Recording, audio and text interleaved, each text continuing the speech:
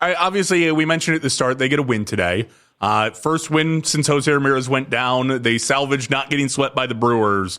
Just in terms of, mentality in that clubhouse, getting a positive under the belt. How far did the win go today? Yeah, that's big. And I think it was even said in the post-game press conference by a lot of different individuals, but even Travis Bazzana said it post-game. He said, this is the moment of the year where we have to realize we have to step up. We have to stay composed. Like, there's guys going down. Daniel Schneemann said it yesterday, but there's guys going down, Jake, and you can't, as a team, start to collapse. You can't falter. You can't fall to the wayside and say, oh, woe is us. Oh, we have injuries and we can't perform. And they've all shown that, hey, we just have to keep playing our game. And Schneemann showed it yesterday with a grand slam. Bazzana showed it today with a home run.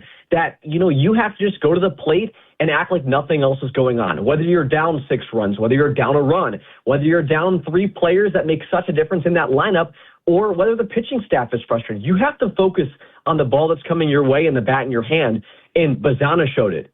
Fry showed it. Manzardo showed it. The guys came up big today. And although it wasn't a series that you expected them to win because, the Brewers are 20 games above 500, this is a series you go into and you just at least want to see some competitiveness.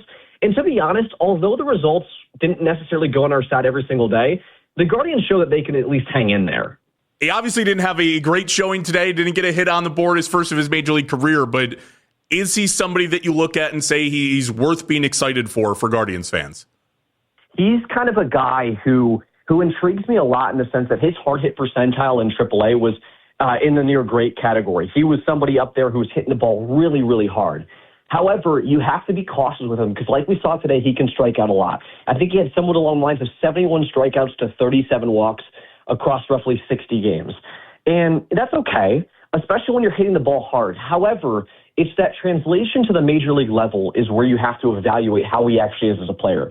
Because if he comes up to the big leagues and he's striking out an awful lot, but he's not hitting the ball hard, then you're concerned. However, it's like we've seen with Manzardo and some of these power hitters that slot into that DH spot. If you're striking out a lot, but you're knocking that ball over the fence, you're going to be happy with the result. So I'm curious to see how Khalil Watson does in the coming days as he gets more reps. But with what we saw today, at least on the fielding side of things as well, that's a positive, that diving play he had at the end of the second inning. So, yes, can you be a little bit on the hesitant side of 2 strikeouts and an 0 for 4 performance? No doubt. But I feel like we can't really jump to conclusions just yet because he's got a lot more to offer here in the coming games.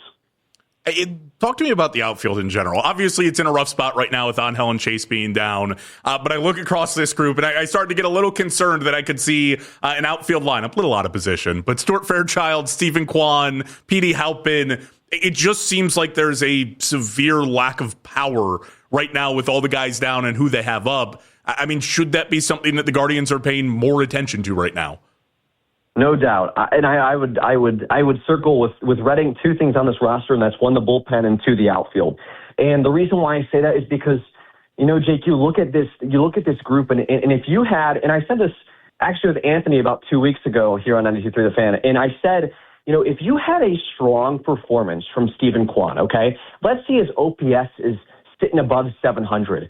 This conversation's much different. But when you have a struggling Stephen Kwan and a bunch of youngsters trying to establish themselves, it creates a really sticky situation for the coaching staff because they're trying to get Kwan to find form. They're trying to get these youngsters to find form. And along the way as well, not a lot of them have a lot of power behind that bat. And we might have seen Chase DeLauder smack, 6 home runs in the first few games of the campaign. He had 2 in his first game.